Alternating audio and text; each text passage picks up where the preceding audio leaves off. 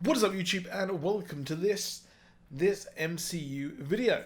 So with Endgame in the can and Far From Home around the corner, we can look forward to the myriad of new MCU releases that will possibly be coming next after these have actually wrapped. We know that Far From Home will be the end of this phase, and Phase 4 will open up very, very soon, and at least we'll know about what's going on.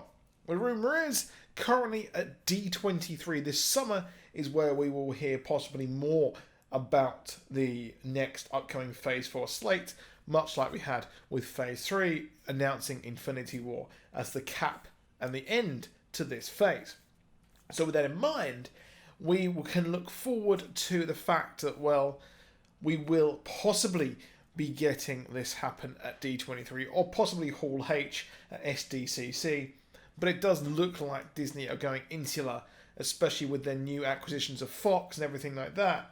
They're looking to actually try and do this themselves. Now, while we've never had a slate announcement at D23 or big announcement like that, well, I would look forward to it being at D23 because they control the media, they control everything around D23 themselves. And there's no risk of there being upstaged by another announcement at Hall H the day before, the day after, or something else in the same afternoon.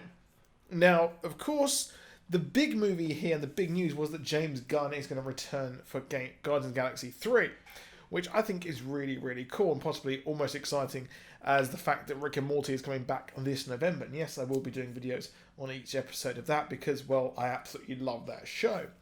But Guardians of the Galaxy 3, we've had some heavy rumours here from 4chan, which I would take with a pinch of salt, as per usual here with everything that goes on in the rumour world of the MCU.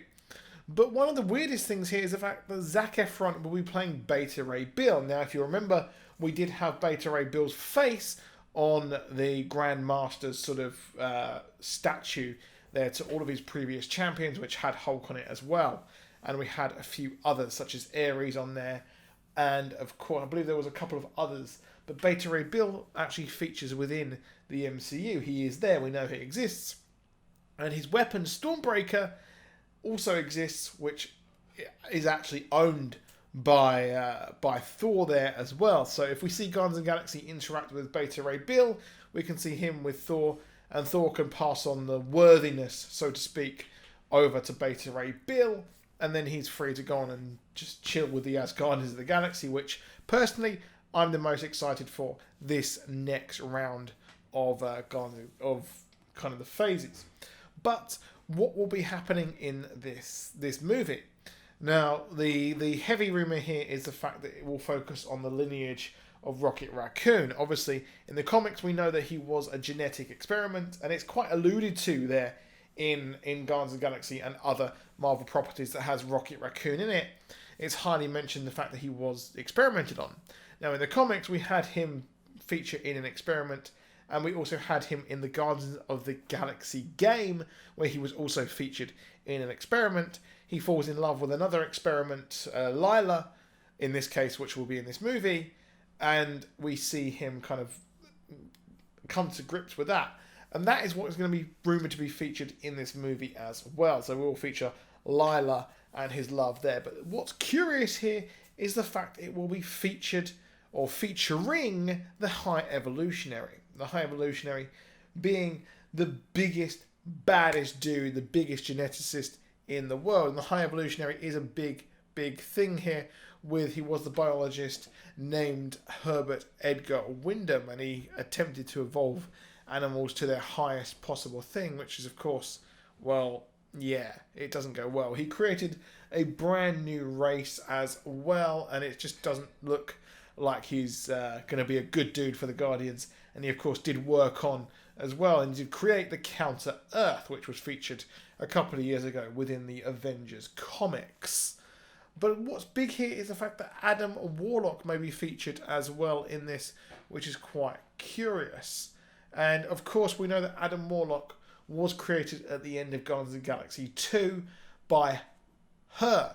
So with her being involved is quite a big thing as well. And Beta Ray Bill being involved as well would be damn awesome.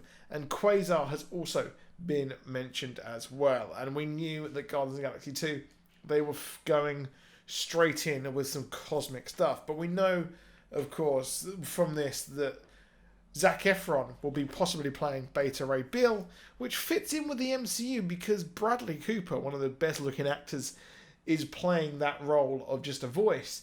And as well as that, Vin Diesel, one of the baddest, he's in the biggest franchises on the planet, Fast and the Furious, he just plays Groot. All he does is say Groot there as well. But Beta Ray Bill being involved would be pretty dope nonetheless.